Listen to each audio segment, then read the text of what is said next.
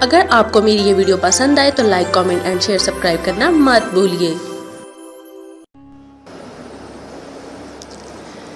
وہ جاتا رہا اور فکر و تشویش کی تیرگی نے چہرہ کو سیاہ کر دیا۔ چھوٹی سی گھنٹی جو پاس رکھی تھی بجائی، فوراً ایک خادم حاضر ہوا۔ شیخ نے حکم دیا کہ جو پاسبان خبر لے کر آئے ہیں وہ پیش ہوں۔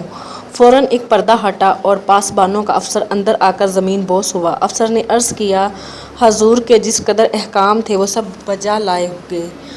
حسن کے ہوا خواہوں میں ایک متنفس بھی زندہ نہیں چھوڑا گیا۔ شیخ نے دریافت کیا، کیا کوئی شہر سے نکل کر بھاگا بھی ہے؟ افسر، حضور کا حکم تھا کہ شہر کے دروازے ایک رات، ایک دن اور پھر ایک رات تک بند رہیں، چنانچہ اس کی تعمیل ہوئی۔ کوئی شخص سوائے 2 فدائیوں کے جو ولایت شام کے دائی الکبیر کے پاس خریدہ لے کر بھیجے گئے ہیں، کوئی شہر سے باہر نہیں نکلا۔ شیخ الجبر نے سر ہلایا اور افسر کو باہر جانے کا اشارہ کیا۔ جب وہ چلا گیا تو فدائی جو حسن کے قاتلوں کا سردار مقرر ہوا تھا حاضر ہوا۔ خوف سے اس کا چہرہ زرد مٹی ہو رہا تھا اور ہاتھ کانپتے تھے۔ شیخ نے نہایت بے صبری سے پوچھا، کیوں، کیا کیا؟ سردار نے اپنا زرد چہرہ اونچا کر کے عرض کیا، اس نشاد و نامراد نے اللہ ہی سے مدد چاہی۔ اور شیخ نے غصہ سے کہا، اللہ سے مدد چاہی یا شیطان سے؟ جلدی بتا، وہ مارا گیا یا نہیں؟ یہ سن کر وہ فدائی سردار شیخ کے قدموں پر گر پڑا اور دونوں ہاتھ اٹھا کر نہایت عاجزی سے کہنے لگا، یا امام حمام، مجھ پر رحم فرماؤ، میں نے امام کے لخت جگر کی جان نہیں لی، میں بے قصور ہوں۔ شیخ نے دانت پیس کر کہا، ارے بدبخت، تو کیا وہ ابھی زندہ ہے؟ سردار، نہیں، زندہ نہیں ہے، زندگی کا پیرہن اس کے گلے سے اتار لیا گیا، لیکن ان ہاتھوں کا یہ فعل نہیں۔ سردار، اس نابکار کا جو اس وقت باہر حاضر ہے، شیخ اسے اندر بلاؤ۔ قاسم اندر حاضر ہوا۔ سردار میں اب کسی قدر جان پڑی اور کہنے لگا، حضور، یہی وہ نابکار ہے جس نے آپ کے فرزند کو قتل کیا ہے۔ شیخ، اور وہ عورتیں کہاں ہیں؟ سردار، حضور، وہ مکان میں نہ تھی۔ اتنا کہنا تھا کہ آنکھوں سے شعلے نکلنے لگے اور چلا کر بولا، ارے خبیث، تو نے میری نافرمانی کی تو بزدل اور نامرد ثابت ہوا۔ اچھا، تیرا خنجر کہاں ہے؟ سردار نے ایک آہ کھینچی اور کمر سے سرخ و سفید قبضے کا خنجر نکالا۔ شیخ کا غصہ معلوم ہوتا تھا کہ اب ٹھنڈا ہو گیا ہے۔ بہت آہستگی سے کہا، اچھا بس، اب اس خنجر کا ایک ہی مصرف باقی ہے۔ سردار نے اتنا سنتے ہی خنجر اونچا کیا، سر پیچھے کو ڈال کر سینہ آگے بڑھایا اور اس فولاد کے تیز پھل کو دل کی طرف بھونک لیا۔ جس وقت سینے میں خنجر بھونکا ہے تو سردار کے چہرے پر ایک کیفیت تسلی اور اطمینان کی قاسم کو معلوم ہوئی، گویا وہ اس طرح جان دینے کو بہت آسان موت سمجھتا تھا۔ شیخ نے پھر گھنٹی بجائی۔ خادم حاضر ہوئے۔ شیخ نے لاش کی طرف اشارہ کیا جو حاشیہ پر گلابوں اور سبز متن پر نرگس کے پھولوں والے قالین پر پڑی تھی اور قالین کے بیچ میں خون کا چکر بن گیا تھا۔ جب خادم لاش لے کر باہر جانے لگے تو شیخ چینی کا ایک گلدان جس پر سوسن کے اودے اودے پھول بنے تھے غور سے دیکھنے لگا۔ ایک دفعہ ہی مڑ کر خادموں سے کہا، ٹھہرو، وزیر موت کو فوراً حاضر کرو اور یہ بھی کہہ دو کہ بہت دور سے سفر کی تیاری کرے۔ خادم باہر چلے گئے۔ معلوم ہوتا تھا کہ اس وقت شیخ نہایت فکر مند ہیں اور آپ منہ ہی منہ میں کچھ باتیں کر کے کہہ رہا ہے کہ اس کو ضرور واپس لا سکتا ہے، ضرور واپس لانا چاہیے۔ وزیر موت یقیناً اس کو واپس لا سکتا ہے، کفار میں تلاش سے اس کا پتہ ضرور چل جائے گا۔ اتنا کہنے پایا تھا کہ دفعتاً علم ہوا کہ قاسم ایوان میں موجود ہے۔ فوراً خاموش ہوا اور قاسم سے مخاطب ہو کر کہا، شاباش نوجوان، تمہاری کارگزاری اچھی ثابت ہوئی۔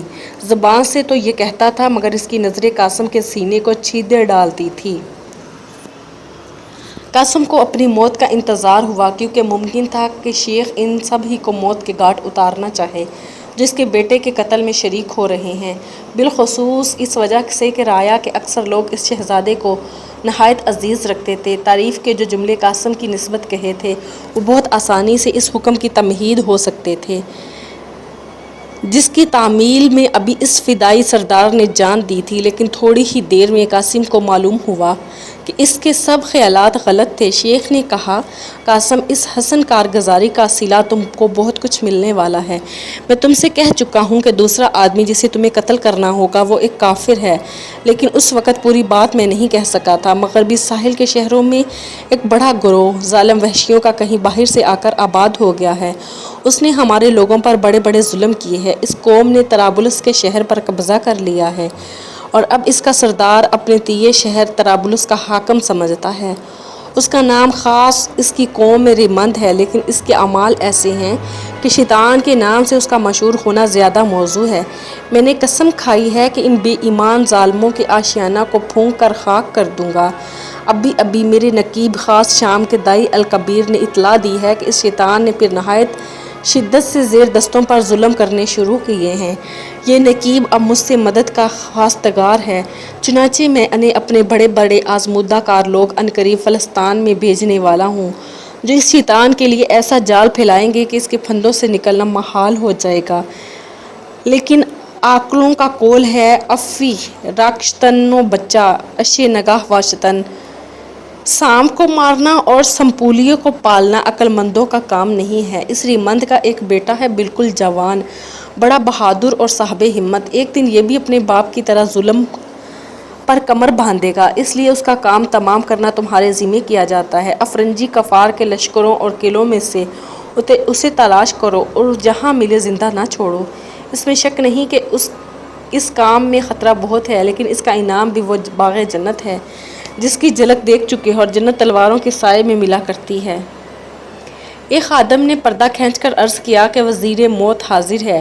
شیخ نے قاسم کو باہر جانے کا اشارہ کیا۔ قاسم ایوان سے نکل کر جیسے ہی چبوترے پر آیا تو دیکھا کہ بڑے پردے کے پاس ایک نہایت دبلا سوکھا، وحشت زدہ آنکھوں اور پریشان بالکل بادلوں کا آدمی دبکا بیٹھا ہے۔ اس کے دیکھتے ہی قاسم کا دل بھڑکنے لگا، اور دھڑکتے دل کے ساتھ یہی وہ آدمی تھا جس کے ہاتھ میں رسی دیکھی تھی۔ قاسم اس سے پہلے بھی کبھی اسے دیکھ چکا تھا، مگر یاد نہ آتا تھا کہ کہاں دیکھا تھا۔ دفعتاً خیال آیا کہ اس منحوس کو سب سے پہلے بغداد میں دیکھا تھا، اور یہ وہ خبیث صورت ہے جسے دیکھتے ہی گمان ہوتا ہے کہ اب کوئی آفت آنے والی ہے۔ اور سب سے بڑھ کر یہ غضب اور ہوا کہ تھور فریدہ کو گرفتار کرنے کے لیے اب شیخ اسے فلسطین روانہ کرنا چاہتا ہے۔ قاسم نہایت آرزو اور فکر مند ایوان سے اتر کر نیچے قلعہ میں آیا۔ اگر کسی بات سے کچھ تسلی ہوئی تھی تو صرف اتنی تھی کہ اسے خود بھی فلسطین جانے کا حکم ملا ہے۔ ممکن ہے کہ تھور فرید تلاش کرنے سے مل جائے اور میں اس کو خطرے سے آگاہ کر دوں، اور اگر ضرورت ہو تو اس کی مدد بھی کروں۔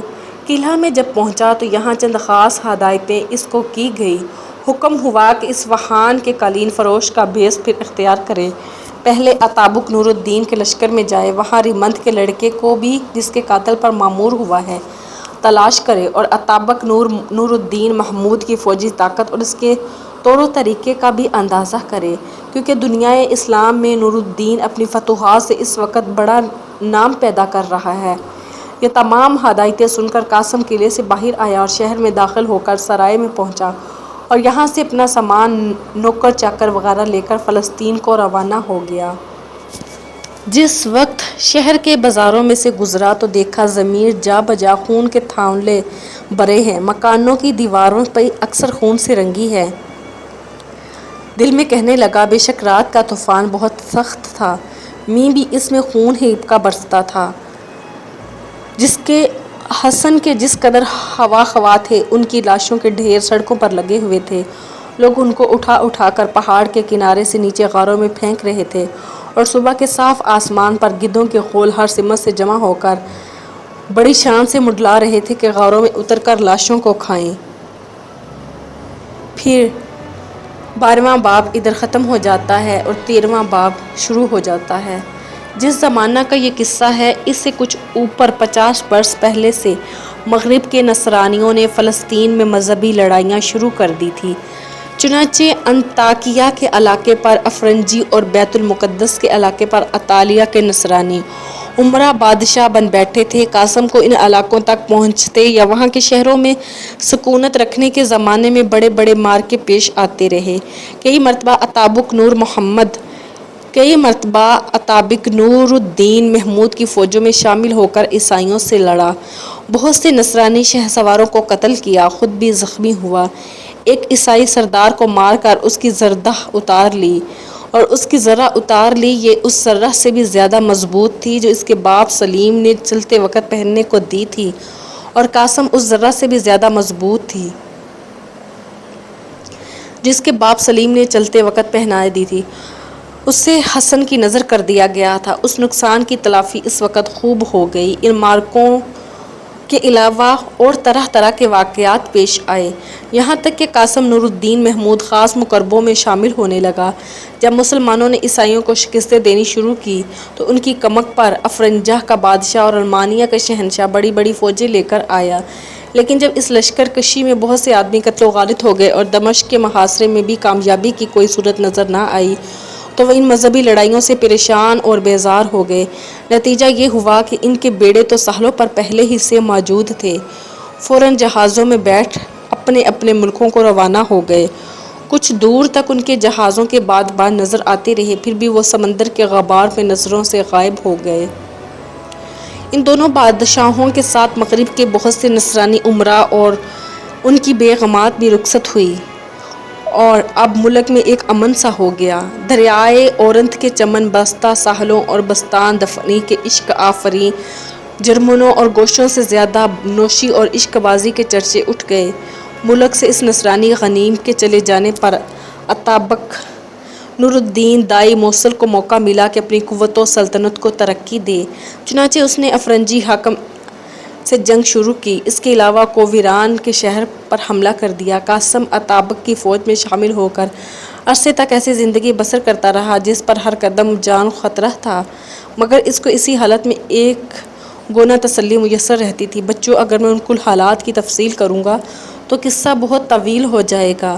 رمضان کے کئی روزوں کے بعد تو اسے شروع کیا ہے، اب اگر گل حالات کا پورا حال کہوں گا تو جتنے روزے باقی ہیں ان میں قصہ ختم نہ ہو سکے گا۔ اس کے علاوہ میری نیت شروع سے یہی تھی کہ تمہارے جد امجد کے صرف وہی حالات بیان کروں جن میں انہیں حشیشیوں سے خاص طور پر واسطہ رہا۔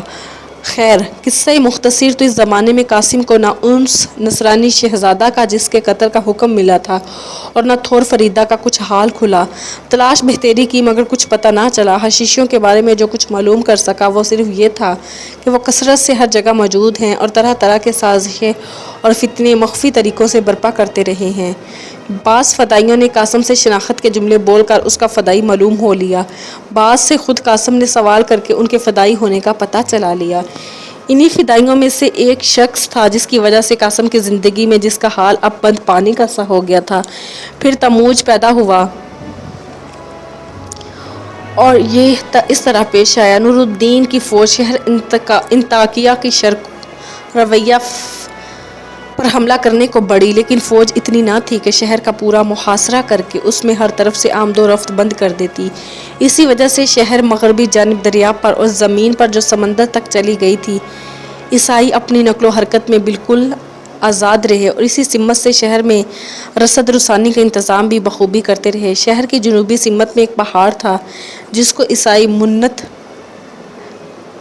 سلبیوس کہتے تھے۔ یہ عیسائی کا نام ہے، منت سلیبیوس، اور مسلمانوں میں اس کا نام حبیب التجار تھا۔ شہر کے جمال میں دریائے اورن تھا جو شہر کے باہر اس کے شمال سے مغرب کی سمت میں بہتا ہوا گیا تھا۔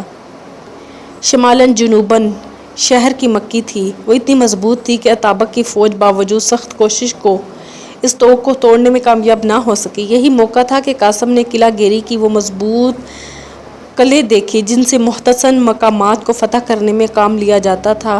یہ آلات حرب بڑے زبردست فراخن اور منجنیق تھے جن سے بھاری پتھر شہر کے اندر پھینکے جاتے تھے۔ یہ لوہے کے نہایت وزنی نوکدار سہمے اور شہتیر تھے جس کے حولوں سے سنگین دیواروں پر سوراخ کر دیے جاتے تھے۔